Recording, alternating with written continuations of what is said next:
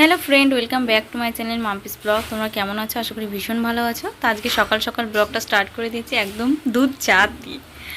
রোজ চা করি না, মাঝে সাঝে করি। আর এদিকে হচ্ছে মশলা ভেন্ডি রুটি দিয়ে খাওয়ার জন্য আর কি। সকালে দুধ চা, মশলা ভেন্ডি, আর এদিকে রুটি করবো বলে আটা মাখিয়ে ডো তৈরি করে রেখে দিয়েছি। সব রেডি করে খালি চাটা হয়ে গেলে এদিকটায় রুটি বানাবো আর কি। তা চলো, সকালের পাট মিটে গেছে। এখন দুপুরের জন্য রান্না বসিয়েছি। এদিকে মটরের ডাল সিদ্ধ করতে বসিয়েছি আর উচ্ছে কেটে নিয়েছি। আজকে উচ্ছে দিয়ে মটরের ডাল হয়। এদিকে কাপড় ধুয়ে কমফোর্টে চুবিয়ে রেখেছি। তারপরে এই যে শুকনো করে চিপে নেড়ে দিয়েছি। এদিকে উচ্ছে ভাজতে বসিয়ে দিয়েছি। যেহেতু এদিকে ডালটা সিটি মারা হয়ে গেলে উচ্ছে ভাজাটা আবার প্রেশারে দিয়ে একটা সিটি মেরে নেব। তারপরে আর কি মটরের ডালটা রান্না করব। এদিকে ভাত করার জন্য চাল নিয়ে নিচ্ছি।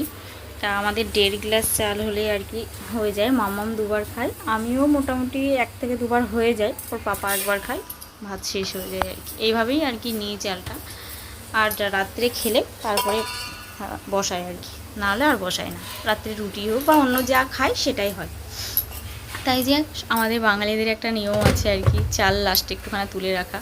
কেউ 3 বার রাখে, কেউ 1 বার রাখে। এখানে চালটা ধুয়ে নেব, জল চালিয়ে দিয়ে পরিষ্কার করে ধুয়ে।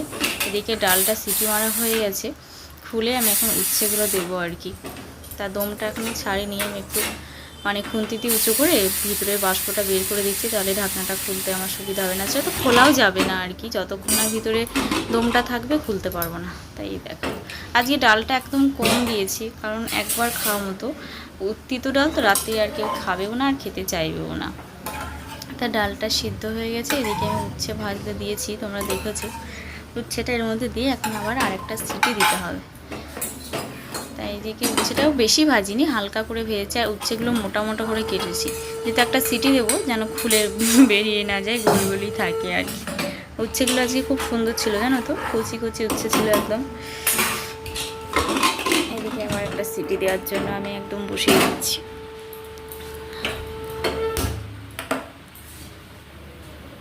তারপরে এদিকে যে চাল ধুয়ে জল চাল একসাথে বসিয়ে দিচ্ছি। অনেকে আবার কী করে, জলটা গরম করে নেয় তারপরে চাল দেয়। আমি কিন্তু অত কাজ করতে যাই না, ঠেলে একবারেই করে দিই। এইদিকে সিম কাটছি ডালের সাথে সিম ভাজা খাওয়ার জন্য। তা সেদিন বাজারে গিয়েছিলাম, তোমরা দেখেছিলে, অনেক সবজি কিনে নিয়েছিলাম। সেদিন সিম নিয়েছিলাম, তার সিমগুলো খাওয়াই হচ্ছিল না সেরকম। তার জন্য আজকে হচ্ছে ডালের সাথে ভাজা খেতে ভালোই লাগে। এদিকে আমি একটুখানি সর্ষে কাঁচা লঙ্কা ফোড়ন দিয়ে সিমটা ভাজছি আর কি, লবণ হলুদ দিয়ে ভাজা হবে আর কি। দেখো, 2-1টা গোটা গোটা রেখেছি, 2-1টা মাঝে আমি কেটে দিয়েছি। এদিকে ভাতটা বসিয়ে দিয়েছি। আমাদের বাড়িতে আমার শ্বশুর বাড়িতে আমার শাশুড়ি মা জল না ফুটিয়ে চাল ছাড়ে না। এদিকে আমি একটা পটলের আজকে নতুন রেসিপি রান্না করব আর কি। নতুন বলতে আগেও খেয়েছি, কিন্তু ব্লগে কখনো শেয়ার করা হয়নি, আজ ফার্স্ট টাইম।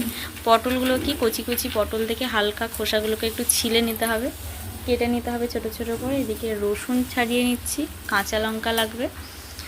খুব হালকা আর কি, কোনো কিছুই লাগে না ধরতে গেলে। অল্প কিছু উপকরণ দিয়ে একটা ভর্তা টাইপের হয় আর কি। খেতে গরম ভাতে খুব ভালো লাগে। একটু কালো জিরে ফেললে পারে ও সেন্টেই যেন খাওয়া হয়ে যায়। তার জন্য আমি পটল কেটে নিয়েছি। এদিকে রসুন ছাড়িয়ে নিচ্ছি, একটু রসুনটা বেশি করেই দেবো। তা আজকে তোমাদের সাথে পটলের রেসিপিটা শেয়ার করার জন্য আর কি দেখালাম। তাই এদিকে ডাল হয়ে গেছে আর কি, নামাতে হবে।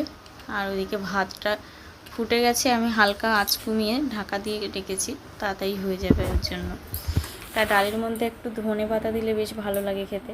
আর ফ্রিজে ছিল ধনেপাতা, তাই আমি ধনেপাতাটাকে ধুয়ে একটু কেটে দিয়ে দিচ্ছি। নামানোর আগে দিলে কী হয়, ধনেপাতার ফ্লেভারটা খুব ভালো পাওয়া যায়, সেন্টটা খুব সুন্দর হয়। তার জন্য এখন ধনেপাতা দিয়ে দিচ্ছি ডালে। নামিয়ে নিয়ে তারপরে পটলের রেসিপিটা তোমাদের সাথে শেয়ার করব।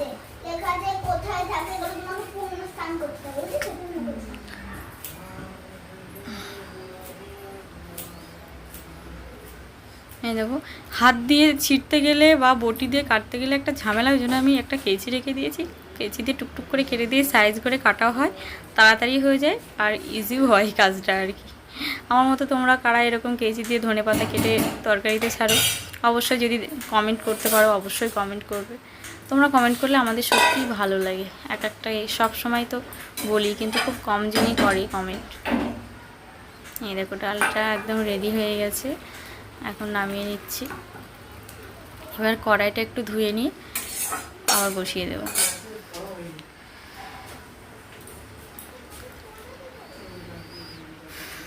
তাই দেখো ডাল, এদিকে যে সকালে ভেন্ডি মশলা করেছিলাম একটু ছিল, আর এখানে এই যে সিম ভাজা, এই তিনটেই হয়েছে আর কি। আর এদিকে এই যে পটল, রসুন আর কাঁচা লঙ্কা আমি কেটে নিয়েছি, এখন এটাকে একটু ফ্রাই করে নেব। তোমরা দেখো, তোমাদের সাথে আমি শেয়ার করছি রসুনের এই রেসিপিটা। অবশ্যই বাড়িতে সবাই করবে, দেখবে খেতে ভীষণ ভালো লাগে। এই যে কড়াই আমি এতগুলো তরকারি করলাম তো কেমন দেখো পুড়ে গেছে। এখানে আমি তেল দিয়েছি সর্ষে, তারপরে এই যে শুকনো লঙ্কা আর কালো জিরে দিয়ে দিচ্ছি। এটা একটু ব্রাউন কালারের হয়ে গেলে আমি এই যে পটল, রসুন, কাঁচা লঙ্কা একসাথে কেটে ধুয়ে রেখেছি ওগুলোকে দিয়ে দেবো এর মধ্যে। দেখো হালকা ব্রাউন হয়ে গেছে আর কি, কালো জিরেটা একটু ভাজা ভাজা হয়ে গেছে। এবার এগুলোকে দিয়ে দেবো।